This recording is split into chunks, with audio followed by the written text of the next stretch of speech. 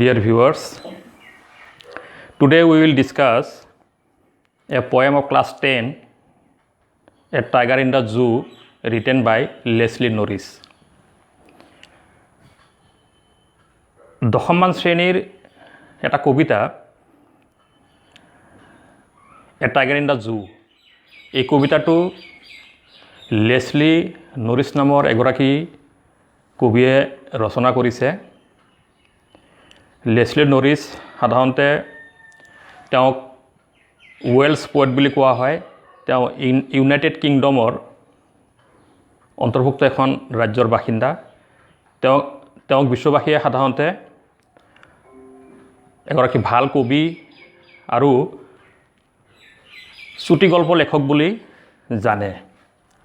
He is known as a famous poet and story writer in the world.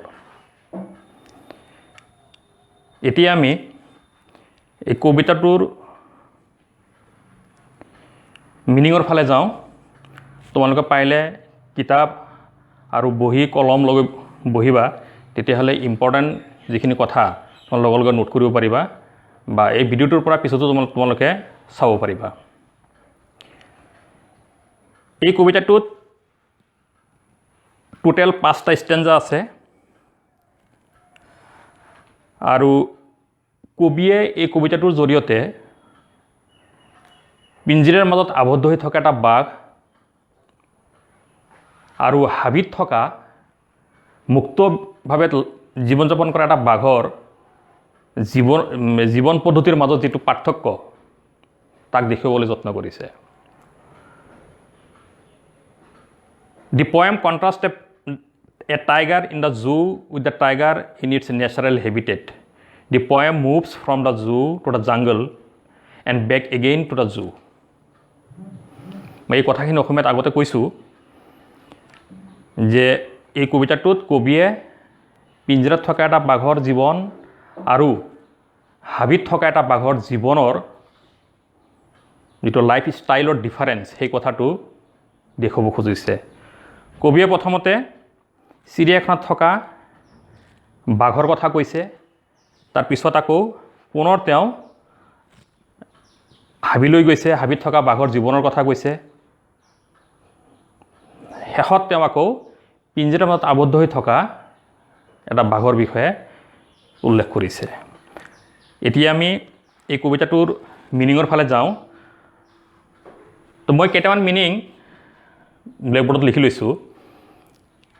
Right the meaning of the following words.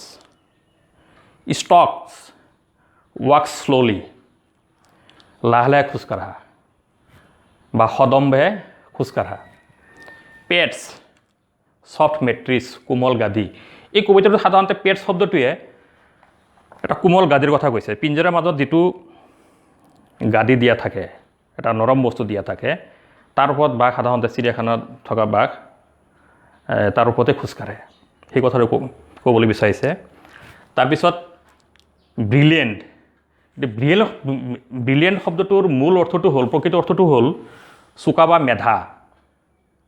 কিন্তু এই কবিতাটোত কবিয়ে এই শব্দটোৰ জৰিয়তে ব্ৰাইট শব্দটোহে বুজাইছে, মানে উজ্জ্বল। ইয়াত আমি চোকা বা মেধা বুলি ক'ব নোৱাৰোঁ, উজ্জ্বল বুলি ক'ব লাগিব, ব্ৰাইট বুলি ক'ব লাগিব। চেল, কেজ, পিঞ্জৰা, বা ইয়াক আমি এটা সৰু কোঠা বুলিও ক'ব পাৰোঁ। ষ্ট্ৰেণ্ড, এনাৰ্জি, শক্তি। পেট্ৰলিং, গাৰ্ড, পহৰা দিয়া। লাৰ্কিং, লাইং, শুই থকা বা পৰি থকা বা লুকাই থকা, এনেকুৱা মিনিং বুজায়।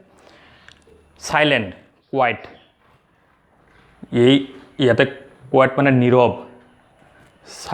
চাইলেণ্ট বুলি কোৱাৰ লগে লগে ইয়াত কোৱাইট শব্দটো আমি নীৰৱ বুলি ক'ব লাগিব, কাৰণ এই কবিতাটোত চাইলেণ্ট শব্দটো দুইবাৰ ইউজ হৈছে। মই পিছলৈ কৈ আছোঁ কথাটো।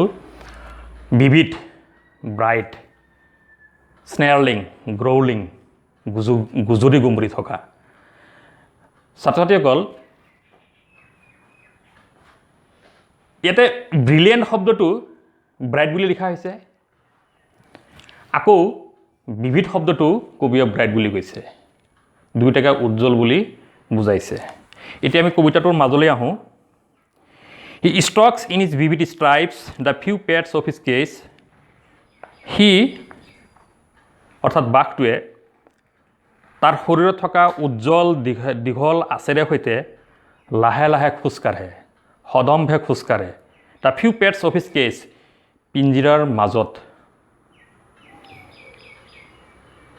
তাৰমানে পিঞ্জিৰাৰ মাজত বাঘটোৱে তাৰ শৰীৰত থকা উজ্জ্বল দীঘল আচেৰে সৈতে সদম্ভে খোজকাঢ়ে।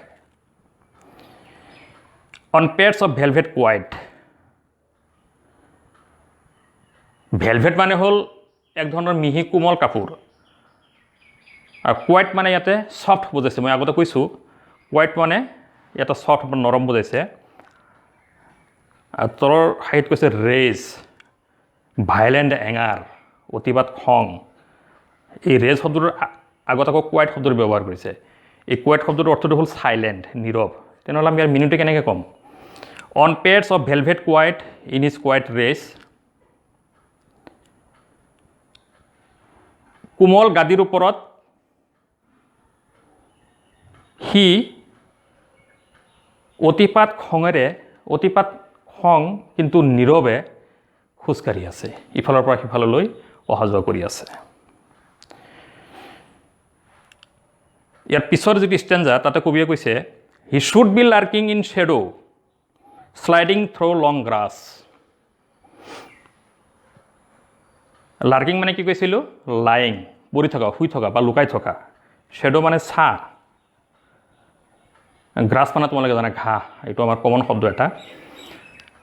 গতিকে সি দীঘল ঘাঁহনি থকা ঠাইত ছাঁত লুকাই থকা উচিত আছিল বা লুকাই থাকিব লাগিছিল। Near water hole where plump deer pass. পানী থকা ঠাইত, ৱাটাৰ হোলৰ কাষত, য'ত নুদুকা হৰিণৰ আগমন ঘটে। ইয়াৰ পিছৰ যিটো ষ্টেঞ্জা তাত কবিয়ে কৈছে he should be snarling around houses at the jungle's edge. সি জংঘলৰ কাষত থকা ঘৰবোৰৰ চাৰিওফালে গুজৰি গুমৰি থকা উচিত আছিল বা থাকিব লাগিছিল। Baring his white fangs his claws terrorising the village. তাৰ বগা দাঁত আৰু নখবোৰ দেখুৱাই গাঁওবাসীক ভয় খুৱাব লাগিছিল বা আতংকময় পৰিৱেশৰ সৃষ্টি কৰিব লাগিছিল। But he is locked in a concrete cell. কিন্তু সি এটা পকী কোঠাৰ মাজত আবদ্ধ হৈ আছে। He strand behind bars. তাৰ সমস্ত শক্তি লোৰ দণ্ডৰ পিছফালে বা লোৰ মাজত আবদ্ধ হৈ আছে। Stalking the length of his cage ignoring visitors. দৰ্শনাৰ্থীসকলক আওকাণ কৰি সি পিঞ্জৰাৰ দৈৰ্ঘ্যৰ মাজতেই লাহে লাহে সদম্ভে খোজকাঢ়িছে। শেষৰ ষ্টেঞ্জাত কবিয়ে কৈছে he hears the last voice at night the patrolling cars. ৰাতিত পহৰা দিয়া গাড়ীৰ শেষ শব্দ বা অন্তিম শব্দটো সি শুনিবলৈ পায়। ইয়াতে পেট্ৰলিং কাৰ্ছ বুলি কৈছে। তাৰমানে চিৰিয়াখানাবিলাকত ৰাতি কিছুমান পহৰা দিয়া মানুহে পেট্ৰলিং কাৰ লৈ ঘূৰি ফুৰে, জীৱ জন্তুবিলাকৰ নিৰীক্ষণ কৰি থাকে। তাকে ইয়াতে পেট্ৰলিং কাৰ বুলি কোৱা হৈছে। সাধাৰণতে পেট্ৰলিং কাৰটো আমি আমাৰ সমাজত যেতিয়া কোনো ধৰণৰ উশৃংখল পৰিৱেশৰ সৃষ্টি হ'ল, ল এণ্ড অৰ্ডাৰৰ ভায়লেট হয়, তেতিয়া আমাৰ আৰক্ষীসকলে, পুলিচ বিষয়া বা পুলিচ কৰ্মীসকলে ৰাস্তাত তেওঁলোকে পেট্ৰলিং দি ফুৰে। কিন্তু চিৰিয়াখানাটো তাত থকা পহৰা দিয়া মানুহবিলাকে ৰাতিত এই পেট্ৰলিং কাৰখন লৈ এই জীৱ জন্তুবিলাক নিৰীক্ষণ কৰি থাকে। আৰু সেই শব্দটো ৰাতিত শেষবাৰৰ কাৰণে বাঘে শুনিবলৈ পায়। And stares with his brilliant eyes at the brilliant stars. আৰু তাৰ উজ্জ্বল চকুযোৰেৰে সৈতে উজ্জ্বল তৰাবোৰলৈ সি লাগি চাই থাকে। ছাত্ৰ ছাত্ৰীসকল, ইয়াতে ব্ৰিলিয়েণ্ট শব্দটো দুইবাৰ ইউজ কৰিছে, brilliant eyes and brilliant stars. আগতে মই কৈছোঁ মিনিঙত, ইয়াতে ব্ৰিলিয়েণ্ট শব্দটোৰ অৰ্থ হৈছে উজ্জ্বল। আৰু উজ্জ্বল চকুৰ কথা কৈছে, ব্ৰিলিয়েণ্ট ষ্টাৰ্ছ উজ্জ্বল তৰাবিলাকৰ কথা কোৱা হৈছে।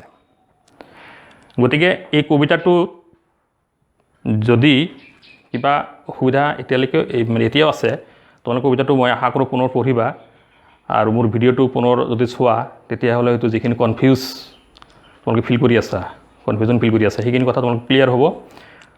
আৰু ইয়াৰ পিছত মই কেইটামান কুৱেশ্যন এনচাৰৰ কথা আলোচনা কৰিম, যিবিলাক কুৱেশ্যন এনচাৰ সাধাৰণতে আমাৰ কামিং এক্সামছত অহাৰ সম্ভাৱনা আছে, সেইবিলাক লৈ যাম। আশা কৰোঁ তোমালোকে মন কৰিবা আৰু তোমালোকে চাবা, লিখিবা। Thank U.